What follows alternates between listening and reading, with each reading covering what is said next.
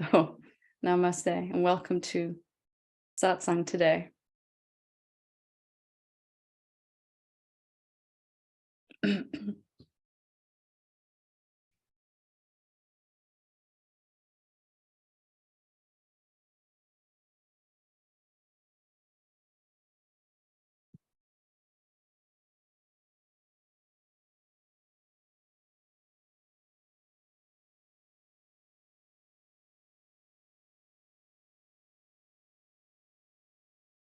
So I don't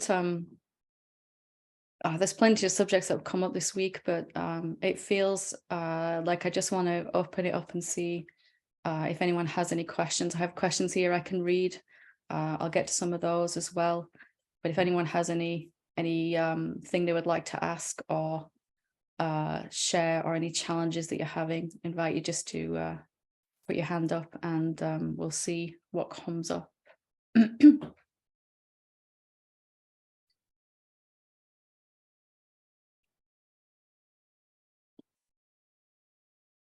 Please don't make me talk about something sensible. There we go. Alex. When you're ready, Alex.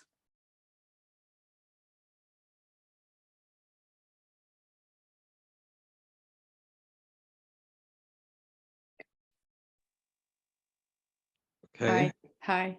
Hi. Can you hear me? I can, yeah. Nice to meet you. Hi. This is my second attendance. I'm quite nervous. Me too. Don't worry. Okay. Thank you for having me. Thank you. So I've been having a couple of shifts, I think, this past week or two, and they've been felt quite substantial, but for example, this morning, my mind felt completely disconnected from my awareness. So my mind was constantly chattering, but I didn't care for it at all, and I didn't identify with it. And so and yesterday there was stuff like it felt like the sense of self, the sense of the separate self fell away. And but on the other hand, when I tried to interact with my friends, I felt super awkward. Like it didn't come normally to me.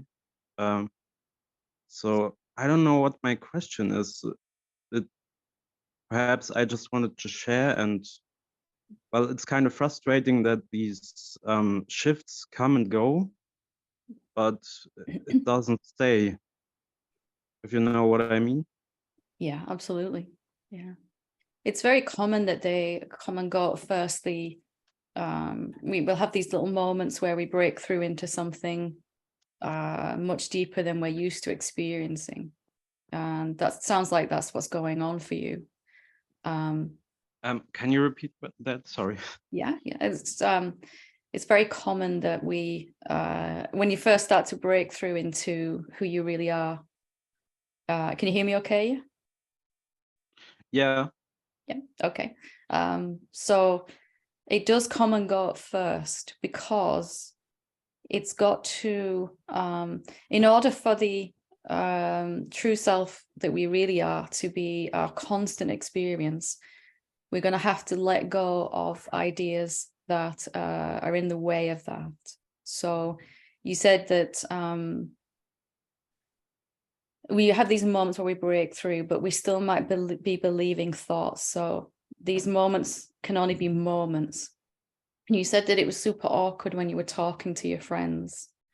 So the self will be the real self. It wouldn't be super awkward. So there's some belief in the way there, some idea coming up that needs to be seen, because what's true for you as a separate being is not true for you as the infinite self.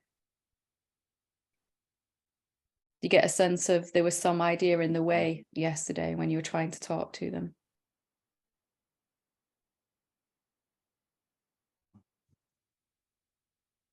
What was the actual experience? Was it just I you would just need some time to think about. yeah, that's okay. Was it that you couldn't think of anything to say, or you just didn't feel natural to be talking with them? How was the actual experience? It was both, and I was kind of preoccupied with my state because it was unusual, Yeah. and I don't know, I didn't feel like being a person, I Yeah. guess.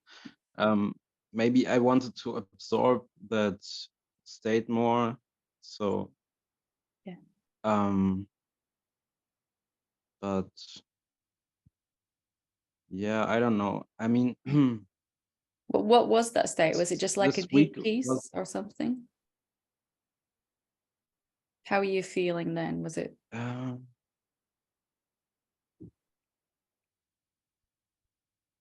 mm, it wasn't a deep peace. It was the absence of the separate self. At least that's what I would categorize it like. But I also felt, like I said, awkward, nervous, mm, but not like a person, but like these feelings were just coming up as in consciousness. Mhm. Does that make sense? It does, it does. And they're coming up, like you said as well about your mind. It's happening, but it's not affecting you the same way, is it? And that's very different to how we experience it when think we're a separate being. So it takes a bit of getting used to. Yeah. So can you hear me okay still? The internet connection is not good. I don't know what would happen if I would. Um, Let's can see you if we hear me can. okay? Yeah, I can hear you. Yeah, it just locks up a little. So yeah, we'll see where we get to. Yeah. So um the thing I want to say most of all is to keep going deeper into who you really are, because that awkwardness shouldn't really be there in the absolute sense of freedom. So I would keep going deeper into it.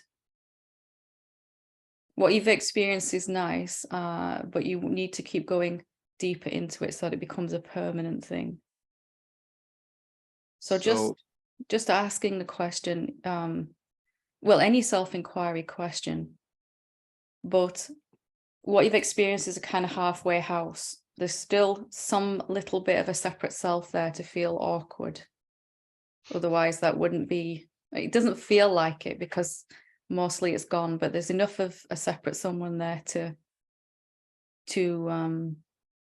when awakening is fully deepened, you can be anywhere at any time and still have that deep quietness. And it doesn't matter so much if you're in a room by yourself or if there's like 100 people in there. So you're making progress, obviously, from what you're saying, but just a little bit more to go with that. can I quickly ask something related to that? Yeah. I noticed something weird a couple of days ago. I was listening to one of your satsangs and going along with the inquiry. Is there a separate person here or separate being? Mhm. And the answer that came up was yes. And I inquired further, who is it?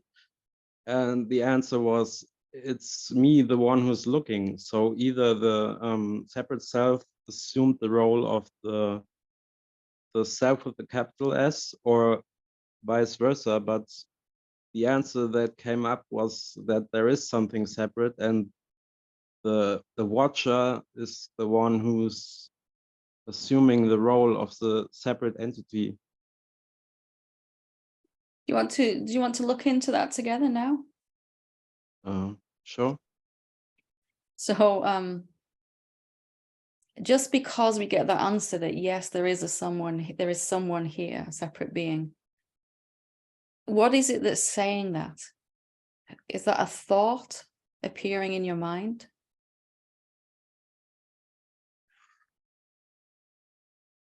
I don't know if there's anything coming up right now. Have a look right now, search yourself and see if you can find a someone. Let's have a look together right now. And everyone can do this. Just, I am here, I'm definitely here, but am I a someone? Let's just have a look together and see what happens. Can you find a someone? Feels like it. Feels like it. There's a feeling. Is that enough evidence of a someone? Keep looking. Can you actually find where that someone is?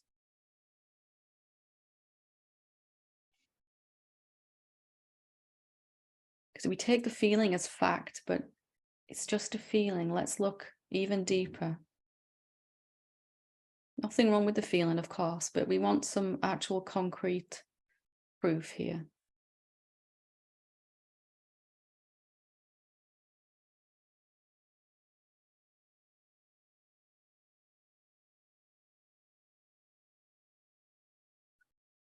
Well, there's nervous energy that is kind of manufacturing the sense of a someone that's here. Who's nervous then? Can you find someone who's nervous?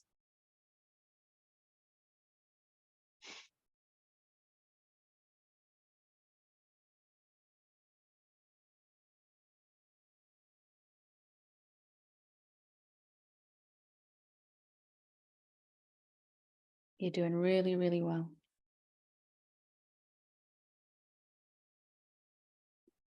I think it's just energy moving through the body. Yeah, just energy moving. And does it belong to anybody?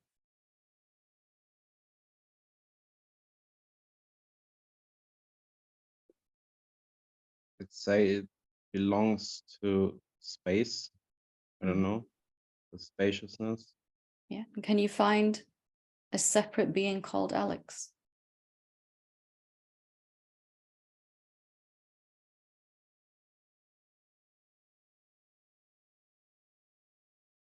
Are you a someone, or are you something different than that? Well, currently I feel like someone. Feel like a someone, yeah, but let's go deeper.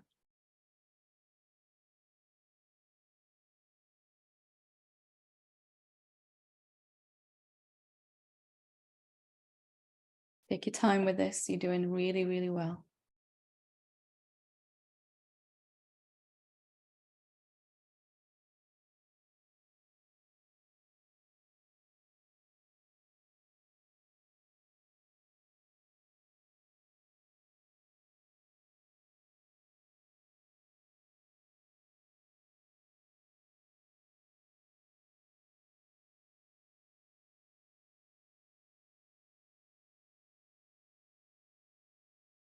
What do you find when you look for you? There's spaciousness that kind of arranges into a form. It's the body and The body, yeah, spaciousness. I don't know.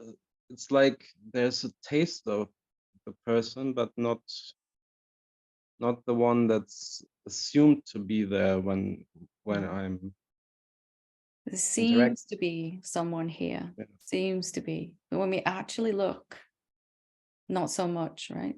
Can't find it. The No. spaciousness. Let's just check again one more time.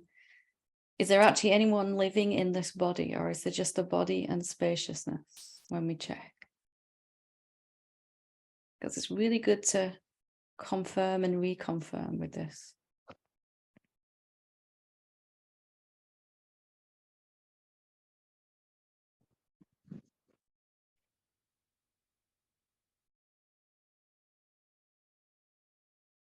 It feels like there's someone, it seems like there's someone, but we just need to go beyond that.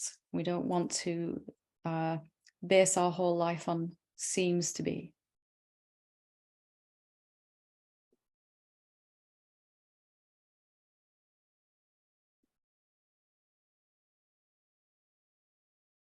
Because if we stop at seems to be, we're going to keep suffering.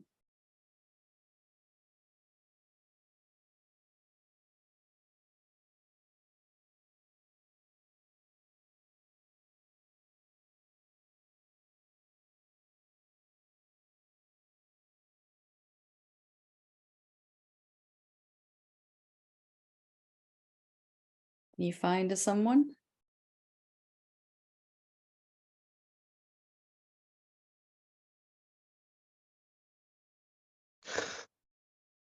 Well, I don't know. Feels like it. Maybe it's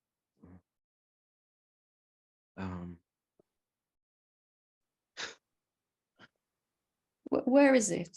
There's someone. If we can find it, where is it? Let's see if we can say where is it. it's a source of attention. So there's tension. No, attention. Attention. Okay. Let's go with that question then. Where does attention come from?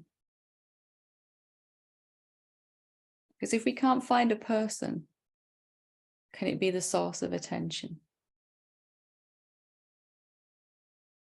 I mean, feels like it's coming from the head and chest area. Okay.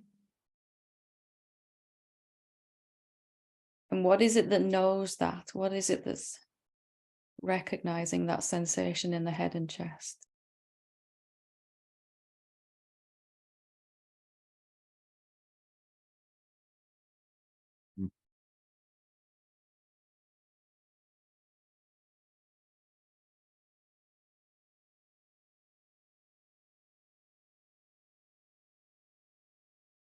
Can you say what that is? Generally speaking, beingness or consciousness. Is it a thing or not a thing?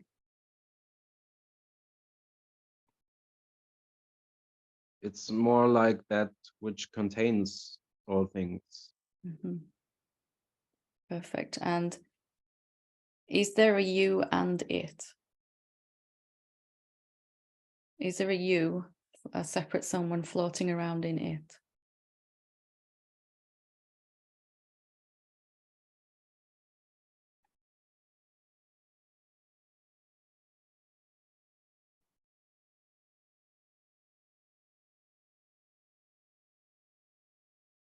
I know I'm pushing you a little bit here, but you're doing so well.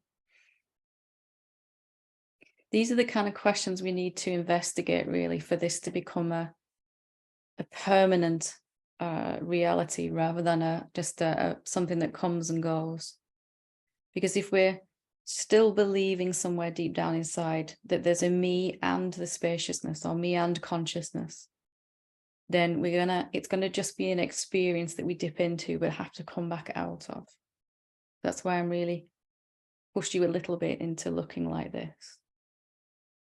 Well, the answer that comes up right now is like, yeah, it kind of does feel like, but it kind of does feel like there's a person, but I also know that another experience is possible where that feeling is just seen through. So, well, it's kind of weird because I'm not seeing it the way I would like it to experience.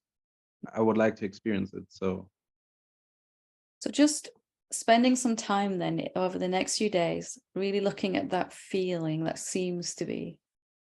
And is that enough evidence for us? Or are we going to only be satisfied by direct experience. I literally cannot find anything other than a body appearing in the spaciousness. There's no one inside here. There's just this empty spaciousness and a body that's appeared inside it, you know? So that would be where I'd put my attention, that would be useful, because it's this, because you are the infinite consciousness. If you imagine that there is a someone, then that someone will seem really, really real. Because your power, you give that power to this imagination, and it seems very, very real. So just to investigate like this, and it might seem weird to do self-inquiry like this at first, but after a while it'll feel quite nice to do it, quite peaceful. You might even be feeling a little more relaxed now just from these questions, or maybe not, because I've been pushing you a little bit. But so just have a play around with those over the next few days. There seems to be someone here, but could that be just the fact that there's a body present, and the senses are perceiving, and the mind is thinking, and emotions come up? As you said, it's just an energy moving, but the presence of senses and emotions and thoughts give the appearance that there's someone living in here. But that feeling of someoneness isn't here at nighttime when we go to sleep. Or even if I gave you an anesthetic, that someone will be gone too completely. It's coming and going so often. Can't be a reality. It's just appearing and disappearing like a thought does. So something to ponder there. Yeah. Well done. You've been really brave. Okay. Thank you so much. Thank you for taking my question. Thank you. I'm sure you've helped everyone with the inquiry that we did together. Wonderful to meet you. Okay. You too. Thank you. Thanks. Okay. Anybody else like to ask a question or to share something? Don?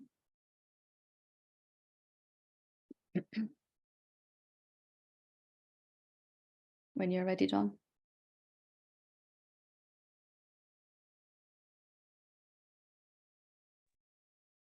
Yes. Hi. Hi. I was still working with my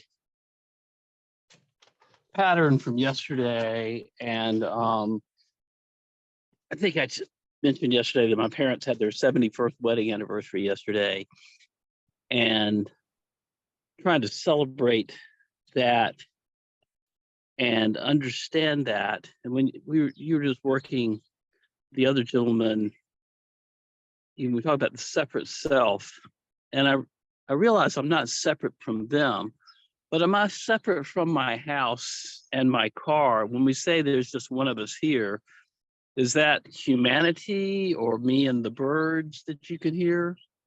Or is that me and my car and everyone on this call? We're all one, and everybody's house and is everything the same? I could give you the answer to that, but it's not really going to help, is it? Well, we could look together if you want to. Sure. Yeah. So again, just like we did with Alex, what do you find when you look for yourself? There's a body here that we're calling Don, but what about you?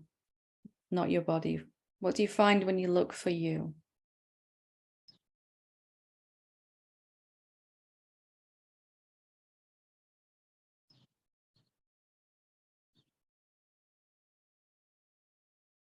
Well, mostly the birds. When I'm like, close my eyes, and then I'm like, well, they're not different than me. They're singing, and they're part of my awareness. And I guess there's only my awareness. Where is your awareness? That's a really good question. Let's go with your awareness is definitely here, but whereabouts is it?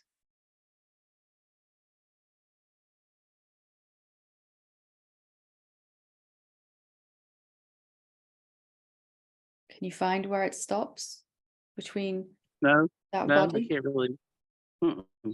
Does it reach back behind you into that brick wall behind you? Yes. Into the house? Yes. How far does it go in all directions?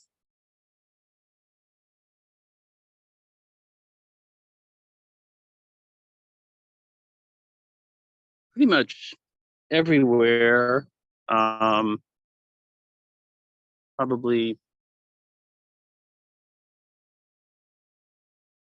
even beyond South Charlotte, which is sort of like the frou-frou area. What about here to West Yorkshire here where I'm sitting? Does it reach over here? Yes, because I can see you there, and I'm pretty sure it's there. I'm pretty sure awareness is there. Does it stop? Does your awareness stop anywhere? No. Let's go to the direct experience. When I Let's go to India. Let's go to India. Yeah. Where does your awareness stop? And someone else or something else start?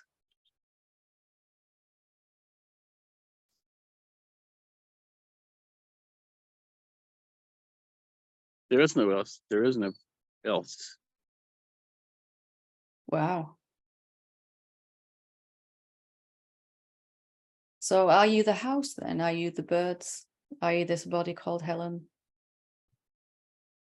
Yes. How does that feel in your body? Unlimited. Yeah, it's kind of nice, isn't it? Yes. So is there anything on this planet that isn't you? No, and I guess not in the cosmos either. Yeah. Are you bigger than the cosmos? Yes. So all that we're troubled with really is where we still see another human body or a thing and we just go back to our imagination. This person is different to me outside of me. And then we suffer because we feel divided from them. Just noticing there's certain points in your life where we go back to imagining. We all do for a while. But you can apply this when you're standing with someone or thinking about someone and there's a tendency to suffer. You know, is there really me and them? You can actually check this out in that moment or as soon afterwards as you can. If you're with, you know, you're standing in front of someone else, where do they stop and you start? Is there really such a thing? And the whole experience will change.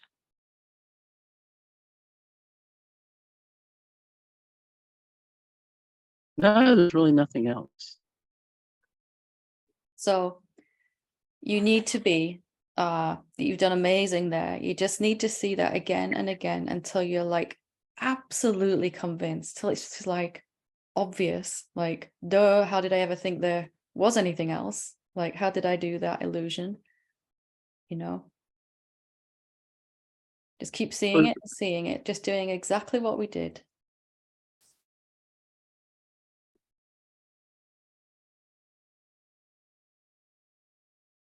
Yes, it's it's been a lot more comfortable since we've been working, loving my father and loving my mother with unconditional. And so I'm doing maybe better with some of the illusions that used to trigger me. So now you can let them go. They don't exist outside of you. They are you. Right. Okay, this is really important. Mm-hmm. And it doesn't mean you don't care for them, but do I need to spend a lot of time thinking about someone or how to be with someone if they're not actually outside of, you know, how to get their approval or whatever it is that I'm trying to get from them subtly without realizing? Mm-hmm. Because all that thinking about them makes them seem separate to you. Yes. So if you refer only as much as possible to the direct experience, do I actually stop somewhere in between me and my father? My awareness, where does it stop? Prove it to yourself again and again. It doesn't. Yeah. Just keep doing that again, like it's the most important thing. Keep seeing it and seeing it. There is nobody else. It is the most important thing. Yeah. Everyone and everything you encounter is yourself in disguise. And they may not know that. Oh yeah, they think they're someone else. Absolutely. And that's okay. We don't need to disturb them if they're not ready to wake up. But you need to be convinced inside you, so much so. Because it doesn't really matter what they're up to. Yeah. But life will flow much more harmoniously when we're not imagining that people are separate to us. Our experience will become very peaceful, and the whole experience there'll just be a flow to the manifestation of events that just is delightful. Mm-hmm. Well done. Thank you. Excellent. Thank you, everyone. Thank you. Wonderful. Good to talk to you again, Don. It's been a while. Yeah, it has, yeah. Twice in 1 week though, right? Yes. Thank you. Okay. We'll go to Frank. Hi, Helen. Hi. How you doing? How you doing? Good to see you. Good. I just wanted to bring up something that you said that was so wild for me to hear. I never had thought of that. You said that we don't see the space between objects with our eyes. Yeah. That was shocking. I had never heard that. So I've That's got a an question about assumption, that. isn't it? We all have. It's a massive assumption we all have. Yes. Yeah. Yeah. I never in a million years that I ever thought about that. But I wanted to ask you about that in the actual the zooming in, zooming out process thing that we've been doing. Yeah. So, and this might seem kind of a silly question, but when I look at an object, I'm looking at the space around it, and then I get stuck, like not knowing whether I should branch out and keep going with the looking at the space all around or just around the object itself. So, just a basic question about that, and then maybe you can talk a little bit more about that. How we're not seeing with our eyes, we're not seeing space with our eyes. Yeah. So when you first start, you might find that you can only notice the space, or a small amount of space around an object. So here's the object and I can see it surrounded by space. But the more that we practice that, you might just then be able to notice at some point the space between two objects. I'm not sure if you can see my hands or not, but I'm just holding my hands up and yeah, I can see. Okay, I can see you. Cool. I thought I'd better check before I'm waving my hands around, So naturally, you might notice one day when you're talking to someone, the space between both of your bodies, if you're standing in a room together, for example. So it's going to expand on its own organically as you get more and more proficient with it. At first, it's just noticing a little bit of space around an object. That's all we can do. And then we lose that focus, so we zoom back in again, But you might notice that it's easier to kind of zoom out even further, that's possible. Each day, a little bit more is possible when you're following that. Have you noticed that happening? Yes, I have. Yeah, actually, some time ago, I was listening to somebody who does this thing called the headless way. So I tend to go into that wider zoom of just looking at everything all at once, as if it's just like not even knowing where I'm looking from, whether it's coming out of my eyes or it's just a big, if you know what I mean, right? Yeah. So I do that a lot. And now that I've been doing this zooming in, zooming out, I've been just zooming in on the object and just looking around the object. And sometimes looking, like when I'm driving, I'm looking at space between the cars and looking at trees. I'm looking at the space between the branches and all that stuff. So yeah, I'm doing that. I forget what your question was. Yeah, and that's perfect. You'll just become clearer that space just doesn't stop anywhere. That it just expands and not expands. It is already expansive and. Yeah, can I tell you a quick story about this? Yeah, I went to about 10 years ago. I did the course, not the course, the Byron Katie School for the Work, and every morning we'd go silent walks in the morning. And one day I was out and I was looking at the trees and I thought, gee, nobody's ever, because we would then go back to the room and talk about what we saw. And then I said to myself, gee, nobody's ever brought up the fact that there's space between objects. But I didn't have the courage to bring that up in the room when we got back in. It was like 400 people there. I thought it was embarrassing to ask, but now here we are. Here I am looking at space between between the trees and stuff. It's so funny. Anyways, okay, back to you. Yeah. So it's not always obvious just how immediately the self is here like that, right? Even between the trees like that. If you just stop thinking for a moment, if you're out in nature like that, especially in silence, it's gonna become clear that there's something here right now immediately. So I'm not surprised you saw that. Did you want to ask? Yeah, it's so wild. Yeah. No, I just finished this up. I just thought it was so wild that I was embarrassed to bring that up in the room to come on to Katie. And then here I am, like that's exactly what I'm doing now. Is looking at the space between objects. It's so funny.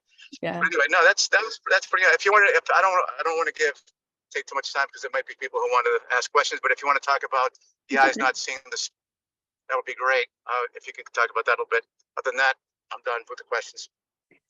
Do you can you recognize that it's not your eyes that are seeing the space? Well, I was thinking yesterday because I thought my mind was telling me, of course, it's my eyes looking.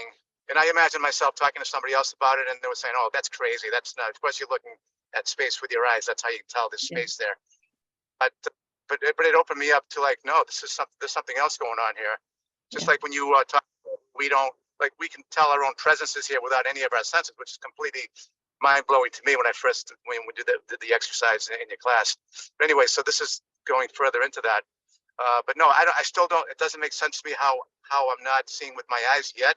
But at least I'm open to seeing it. Absolutely. It's very common that seems absolutely insane when you first hear someone say it, because we've just so absolutely assumed that I'm looking at the space in the room with my eyes, the same faculty, the physical eyes, the same faculty I'm using to look at this laptop and this hand, obviously, But if you look at what your eyes and your senses actually do, they collect vibrations. They sense vibrations, not actual things. It's our brain that says this is a hand, or that's yellow, or whatever. So your eyes cannot actually be seeing something that has no vibration, something that's invisible and intangible, like this that I'm waving my hand through. And of course there's air here too, but we could even suck all the air out of the room and the space would still be here, completely invisible and formless. And yet we can still see it somehow. It can't be with our physical eyes, because our physical eyes pick up vibration, and things that vibrate are in manifestation. This isn't anything manifest at all, is it? It's not something you can grab. It's not something that has any taste or color, doesn't have any smell. It's not moving. Can you get a sense of it? Yes, I do get a sense of that. Yeah.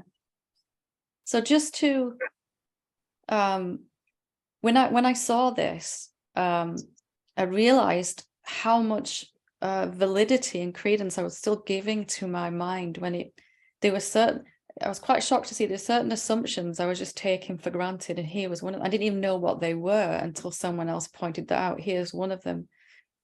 The other one was that, like you said, that I'm aware of awareness. I'm using some part of my mind or my senses to notice awareness. When we call it empty space, we're calling it awareness. You said presence.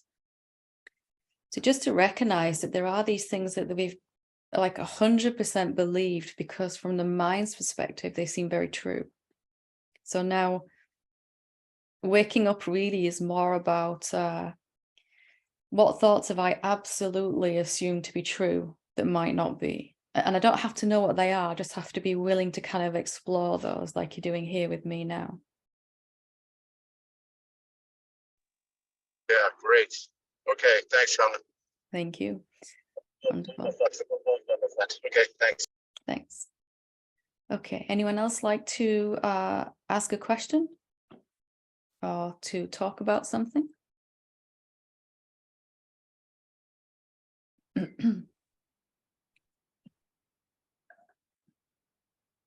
Shankara? Hello, Helen. Hi. I have two questions. First question is, I recognized the Dancing Shiva on your Buddha altar. Could you talk a little bit about the Dancing Shiva? Why did you put it there? What was the reason? It was a birthday present from Claire, and it's something that I've always wanted but never quite somehow got around to getting, and of course life one just showed up, and it just felt like the right place to put it, you know, because I know it represents other things and many things to other beings, but to me, the last 6 months to a year of my life has been about really diving into joy, like real joy, absolute, letting go completely of putting any lid on that at all, any limit on how much joy I can feel. So for me, that's what it represents really. It's and I know there is a traditional meaning to it, but for me, that's what's close to my heart, as in, I'm sure like everyone, I spent so many years being so desperately serious and determined and trying really, really hard as a seeker to find the truth. So it's just a little reminder to me, which is absolutely manifested today, to have more fun. And just more generally about the joy that's here already, the joy that results naturally from the absence of any fear. Of course, your heart's going to kind of sing a little bit, isn't it, if you're not scared anymore? Yes. I got one too about a week ago. Somebody gave me a present. Yeah, just a week ago, and I placed it on my altar. Fantastic. Yes. Yeah. So I was wondering. And what does it mean to you? Yeah, it means transformation, and now it means also joy, the dancing aspect of creation, and dancing is joy. And I'm really not that good at dancing, but you probably would start laughing if you saw it, so there would be some joy. Yes. And I have I created a music project. It's called the Dancing Shiva, and I'm doing some electronic mantra dance music. So also that means that for me. Yeah. Wow. Yeah, it's quite nice. Second question, how do I integrate the mantras? They always come to my mind. Because I'm my mind is a little obsessed with mantras. And if sometimes if the mind doesn't chant, so many, that's called distracting thoughts, and is in the mind or are in the mind, and really mantra seems to help the mind to balance and to find stableness. So at the moment I'm being in the curious place, or like in the child place. I'm chanting the mantra, and I try to sense the sense of being, the I am, and the awareness and spaciousness and being here, while my mind is doing the Om Namah Shivaya or Om Namo Narayanaya, Om Bhurvuvasvaha. Does the mantra bring peace? It reveals peace, yeah. It reveals the peace and the being which is already here, yeah. It's helping the mind, yeah. So let's do a little experiment then. Let's if you want to, if you're up for it. Yeah. Please. Let's explore the question, you know, me and my questions. Yes. let's explore the question, what is the mantra? What actually is it? Let's be curious about the mantra itself.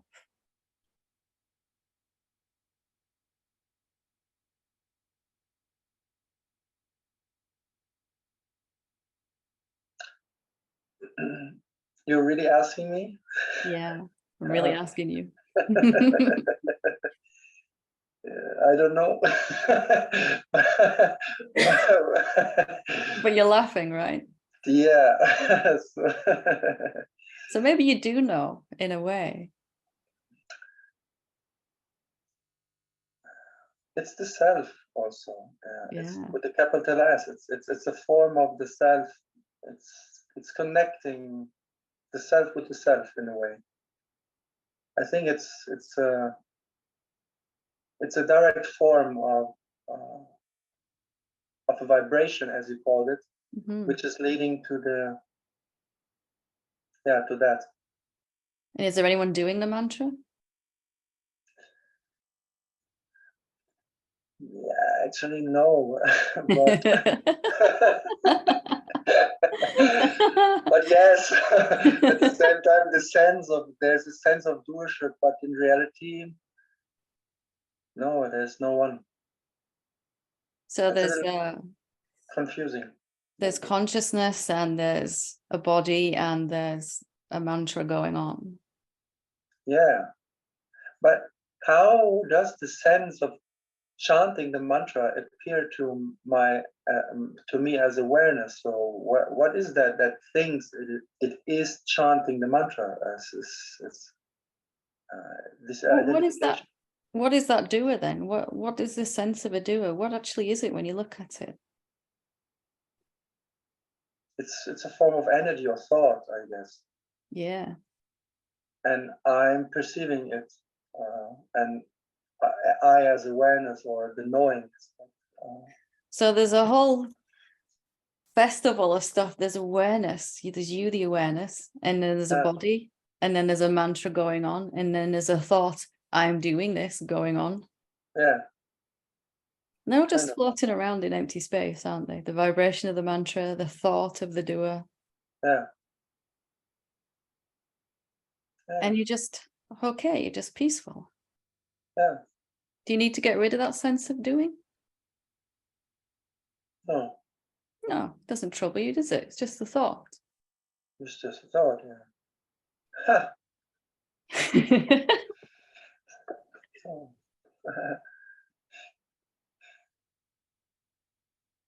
yeah. There's really nothing wrong, is there? No, nothing is wrong. Yeah. It's very peaceful. Mm-hmm. Yeah. So a mantra will go on or it won't. A self-inquiry question might happen or it won't. Some curiosity might arise or whatever.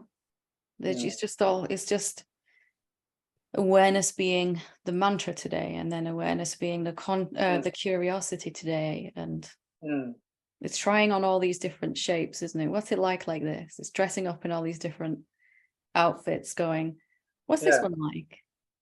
What's this experience like? But for I will say you, okay? For it's me, okay. for me and your form. The other you. The other you, yeah. The other me, the other you. It stopped, right? What stopped? The false sense of feeling separate or feeling as a person. It's on one. It stopped, right? There's a sense of someone here. A sense. There's a even sense now, of someone. Even now, still. And it seems to be that's been so clearly seen to not actually be so many times. Again, I'm sorry. I've seen that. I've looked and seen that there isn't actually anyone here. Yeah. So much so that this sense of someone has even been seen to be a useful thing. It's helping me have this conversation with myself. So there's no need to try to get rid of something that's not there. Yeah. And the sense of someone might even be a useful thing once we know it's not an actual thing. It actually helps the body. It's like a software for it's the software program for the body, helps the body function. Yeah. And it might never go away while the body's here, but it doesn't trouble me. It's like it's just something I'm wearing for a while. I'm not my clothes. I know that. It doesn't trouble me. Yeah. That's why I was asking, do you really need to get rid of that? If it's not actually real, that the doer is just a thought. Yeah, everything is just happening kind of spontaneously, right? I'm just observing all these movements, and I don't know. The doer is just a series of thoughts. What should I do? Oh no, I did the wrong thing. Let me try and do the right thing. And it's just the thought after a thought after a.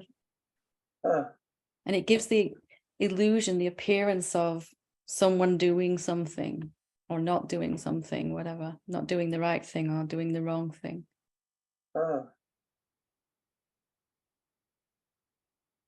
Let's just check again and make sure we can't find a doer.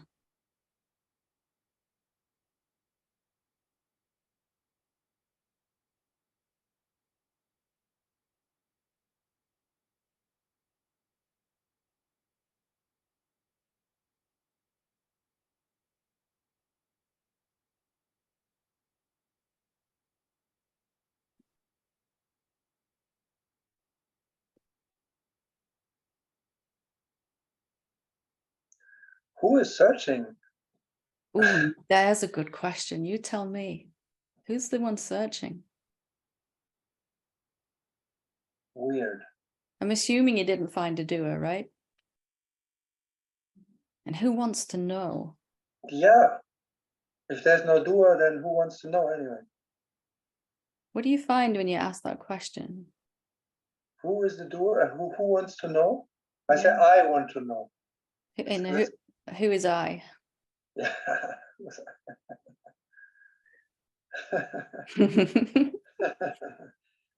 We started this, so we might as well finish it all the way through. Yeah. Who's I? I, the awareness. I as life. I as presence. Are you a thing? You that's No. looking? You're not a thing? Not a thing, no. You have any size or shape? No. Where are you? Here. But where is here? Nowhere, everywhere. I don't know. You reach as far as this body here that's talking? No. Really? Where do you stop in between?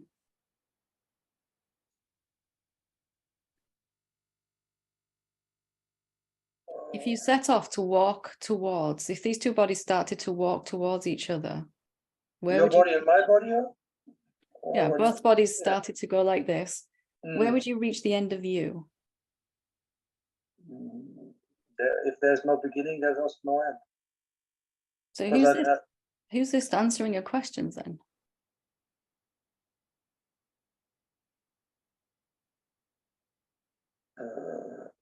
Yeah, no. It's a little trippy, right? Yeah, it's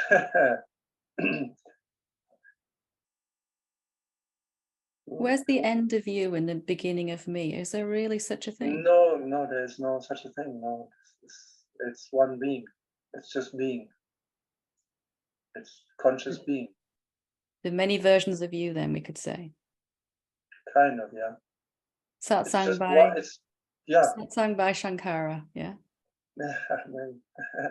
Yeah, there's just one awareness, one aware being, and expressing itself in all of these forms. Must be. If there's keep searching. See where you find an edge to yourself. Can you find where you come to an end? No, I cannot. You're omnipresent. Yes. Everywhere, all at once, and yet nowhere in particular. Yeah. Not in any particular. That's it. No in particular. Everywhere, nowhere, kind of. Nowhere in particular. And there's only me then. There's only you. There's only me. It's the greatest joke of all, isn't it? Yeah. So it must be you looking then. It's you that's searching, you that's finding, Yeah. you that's Yeah. asking the questions, you that's answering them. And talking. Yeah. Talking to yourself. What? Okay.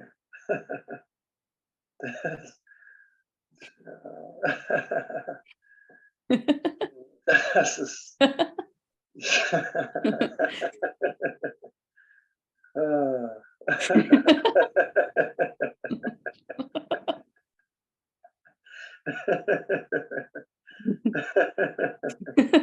That's a really joke. Oh.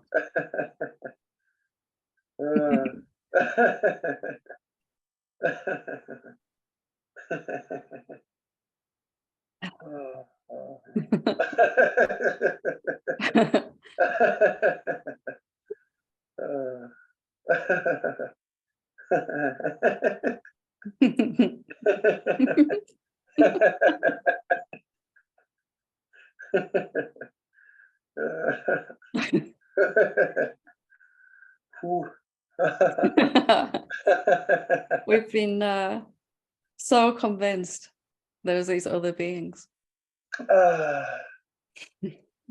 Yes.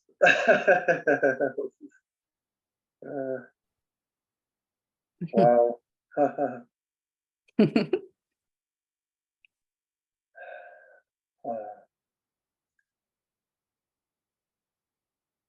So there's a lot of energy liberated when you see this clearly, and that comes up as joy, laughter, release.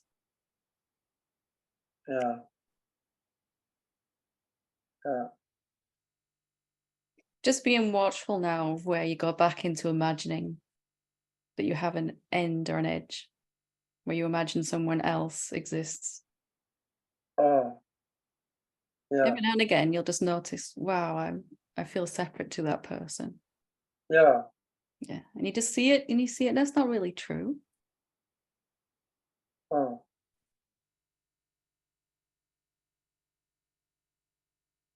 Yeah, it's like yesterday you said, forget everything and be like a child, just curious and observing and forgetting everything. So And you've done that for one day since we yeah, spoke last night, almost 24, pretty much 24 hours ago. And look what's Yeah. happening after one day.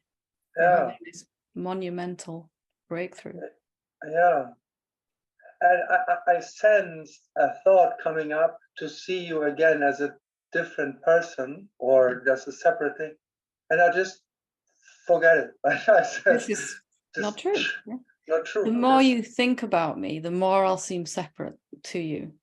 And the more it will make sense to think about me because I seem separate to you. But once you've seen through that, that's not true. It's like, why would I bother thinking about you? Why would I put a barrier between us that isn't really real? In a form We of can thought. experience like this, authentically, naturally, spontaneously. Why would you want to go back to thinking? It's just an old habit, isn't it, really? That. And it's a painful habit. Yeah. Yeah. And mine says, Yeah. oh, it starts to realize, there's nothing to think about now. What is there to think about now for you? Nothing.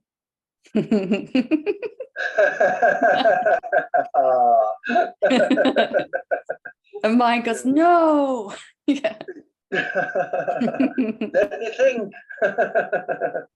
Yeah. Wow. Yeah. Well done. Well done. It was nice talking to me. Yes. Thank you, me. Thank you, me too. Thank you. Good to talk to you. Yes. Okay. Thank you. All right. I'm just going to finish with one of the questions that's been sent in because there's a couple there. So let me go to this.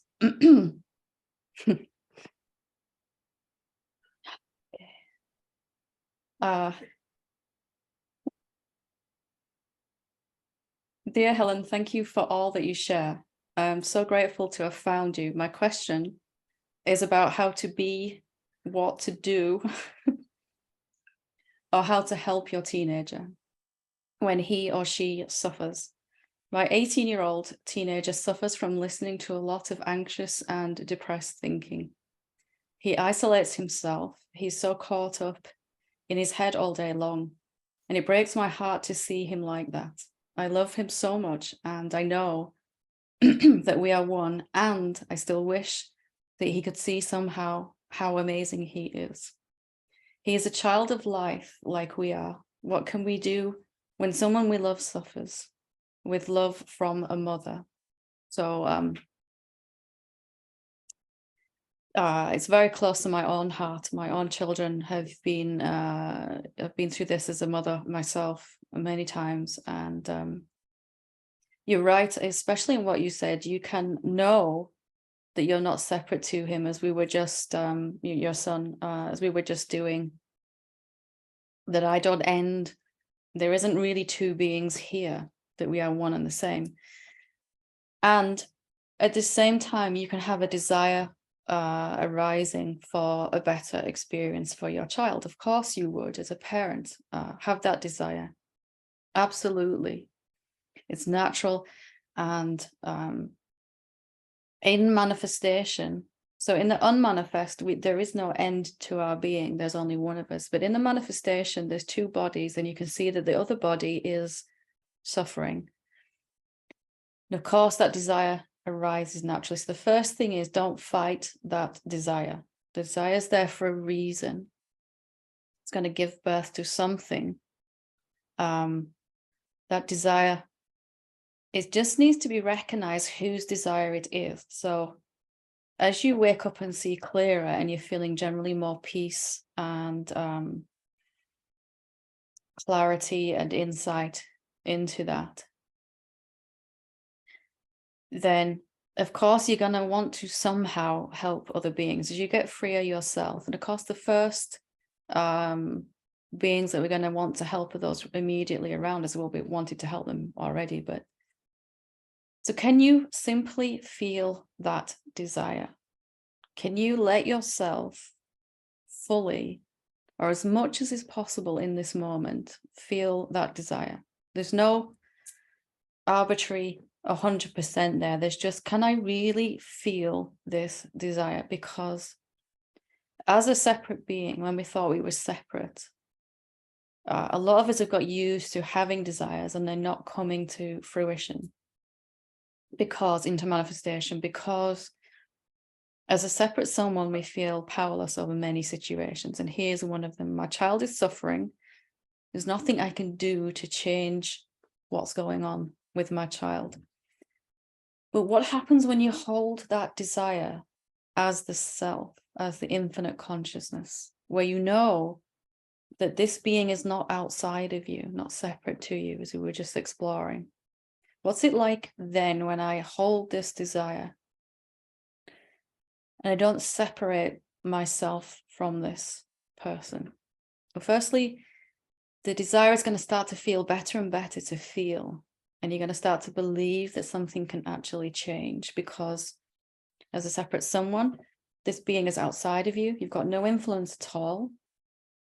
As the self, both bodies are inside you.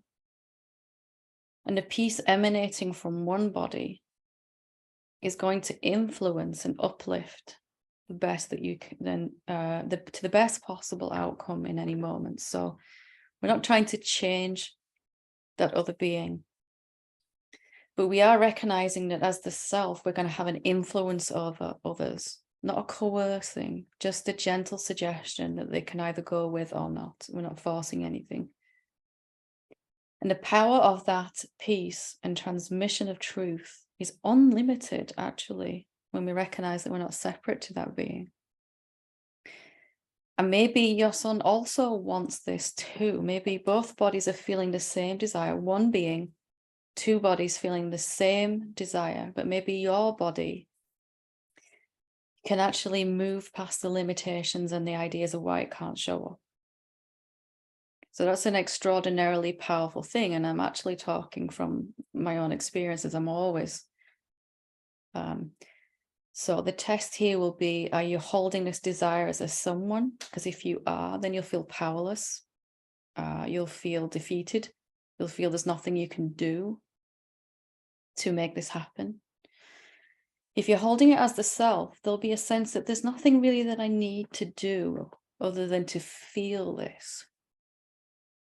And then from there, feeling this desire, my body might move to do certain actions or take a certain course of a certain course of events might unfold from there.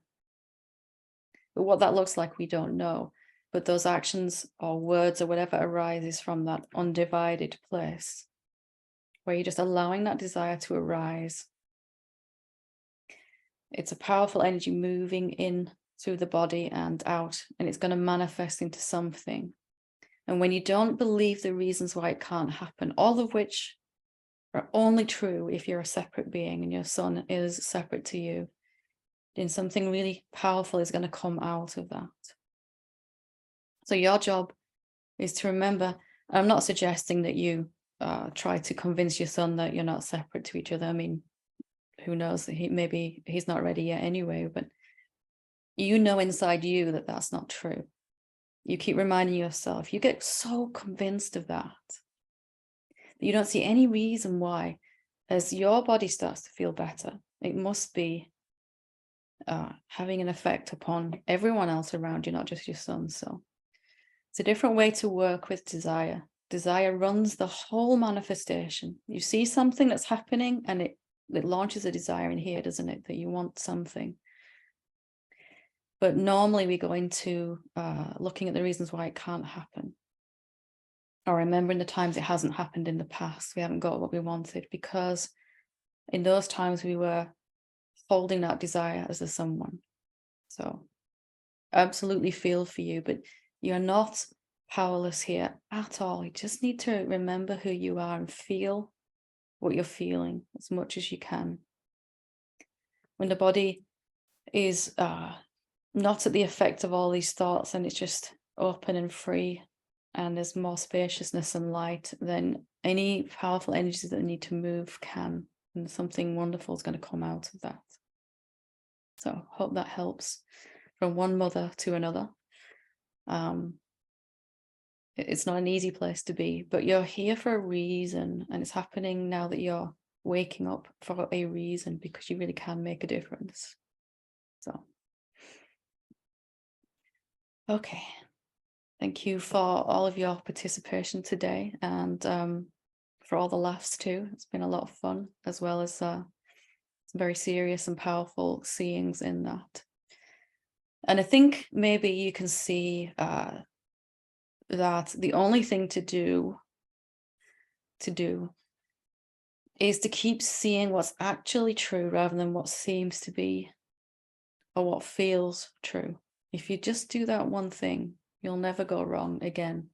What's actually true? I want to actually factually find out from my direct experience who I really am. I'm not going to settle for it feels like or seems to be like I used to.